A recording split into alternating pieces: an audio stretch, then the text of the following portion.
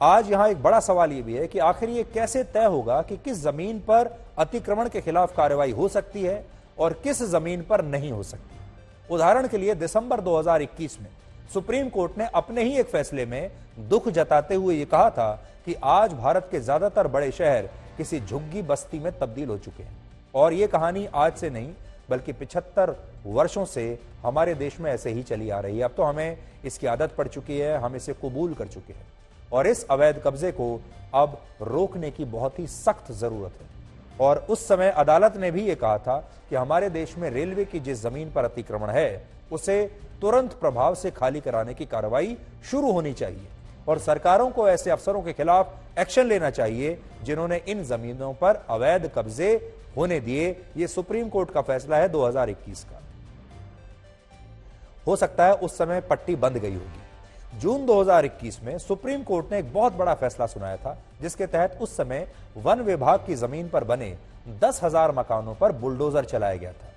वो तस्वीरें भी आपके लिए आज निकाली हैं। ये सारे मकान दिल्ली के पास हरियाणा के फरीदाबाद में वन विभाग की जमीन पर बने। तो ये जो आप देख रहे हैं ये सारी वन विभाग की जमीन थी जिस पर ये मकान बने हुए थे। और जब ये लोग इन अवैध मकानों को बचाने के लिए सुप्रीम कोर्ट गए, बिल्कुल वैसे ही जैसे हल्द्वानी के लोग गए, तो उस समय सुप्रीम कोर्ट ने यह कहा था कि जंगल में रहने के अधिकार का दावा कोई नहीं कर सकता।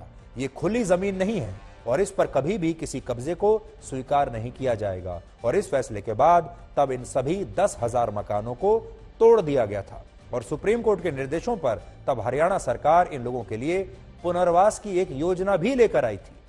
इस योजना के तहत तब हरियाणा की सरकार ने यह कहा था कि वो इन लोगों के लिए इस जगह से 15 किलोमीटर दूर उन्हें एक मकान देगी, एक 1 बेडरूम हॉल और किचन का फ्लैट बनाकर देगी, जिन्हें ये लोग ऐसे फ्लैट्स को 5 लाख रुपए में खरीद पाएंगे।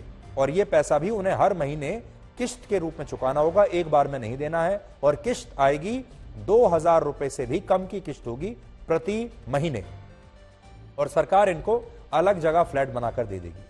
लेकिन आपको जानकर हैरानी होगी कि इन 10,000 परिवारों में से सिर्फ 1100 परिवारों ने, सोचिए 10,000 में से 1100 परिवारों ने ही इस पुनर्वास योजना के लिए आवेदन दिया और बाकी लोगों ने ये फ्लैट्स खरीदने से इनकार कर दिया, 5 लाख रुपए में भी खरीदने से इनकार कर दिया। आज जब हमने इनमें से कुछ परिवारों से बात की तो उन्होंने हमें बताया कि जिस सरकारी जमीन पर वो मुफ्त में इतने वर्षों से रह रहे थे बिना एक भी पैसा दिए, उस जमीन के बदले में उन्हें फ्लैट भी मुफ्त में मिलना चाहिए। क्योंकि अगर पैसा देकर फ्लैट खरीदना ही है तो फिर वो सरकार की बताई जगह पर सरकार से क्यों फ्लैट खरीदेंगे। और यही हमारे देश का असली और कड़वा सच है। आज जब रेलवे या कोई सरकार किसी सरकारी जमीन को खाली कराने जाती है तो उसे बुलडोजर चलाने के लिए, खाली कराने के लिए सुरक्षा बल के सैनिकों की मदद लेनी पड़ती है, जिससे यह पता चलता है कि हमारे देश के सरकारी जमीनों को अतिक्रमण से मुक्त कराना कितनी बड़ी चुनौती है। हमारे जो पैरामिलिट्री फोर्सेस हैं, हमारी पुलिस है, उसे वहां तैनात करना पड़ता है। आज भी हमारे देश में जब कोई व्यक्ति कहीं जमीन खरीदता है तो सबसे पहले उस जमीन के चारों तरफ एक 4 दीवारी बनवाता है ताकि उस जमीन पर कोई कब्जा ना कर ले। यानी ये जो अवैध कब्जे वाली बीमारी है ये भारत में बहुत गंभीर रूप ले चुकी है। ये कैंसर जैसी बीमारी है। आज मैं आपको बड़ी स्क्रीन पर कुछ आंकड़े दिखाऊंगा और वो आंकड़े देखकर आप चौंक जाएंगे, परेशान हो जाएंगे। और आप देखिए वो आंकड़े क्या कहते हैं। उन आंकड़ों को जब आप देखेंगे तो आपको पता चलेगा कि ये जो अवैध कब्जा है ये कैंसर की तरह हमारे देश में फैल गया है। इस समय भारत में वन विभाग की 9,07,000 एकड़ जमीन पर अवैध कब्जा है। 9,07,000 एकड़ जमीन सिर्फ वन विभाग की है जिस पर कब्जा हो चुका है।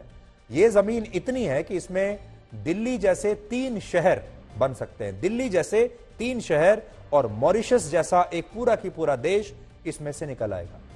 इसी तरह भारत में जो डिफेंस लैंड है, यानी जो जमीन रक्षा मंत्रालय की है, जो military stations, air force stations, naval base, DRDO की लैब्स या फायरिंग रेंज के लिए आरक्षित की गई है, उसमें भी 9,375 एकड़ जमीन पर आज लोगों का अवैध कब्जा हो चुका है। यानी जो रक्षा भूमि है वो भी हमारे हाथ से निकल चुकी है। हम पीओके को आजाद कराने की बात तो करते हैं, हम कहते हैं कि हम अपनी सेना को भेजेंगे पीओके को आजाद कराने के लिए, लेकिन अभी तो हमारी सेना को अपनी ही जमीन को आजाद कराना मुश्किल हो रहा है अपने ही देश में।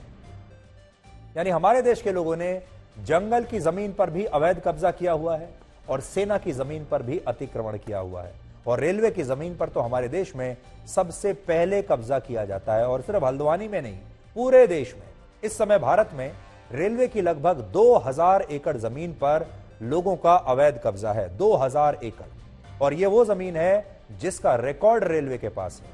रेलवे की बहुत सारी संपत्ति और जमीन आज भी ऐसी है जिस पर झुग्गियां बनी हुई हैं, बस्तियां बनी हुई हैं, और इनमें लोग कई कई वर्षों से और दशकों से रह रहे हैं, और अब उन्हें कोई हटा नहीं सकता।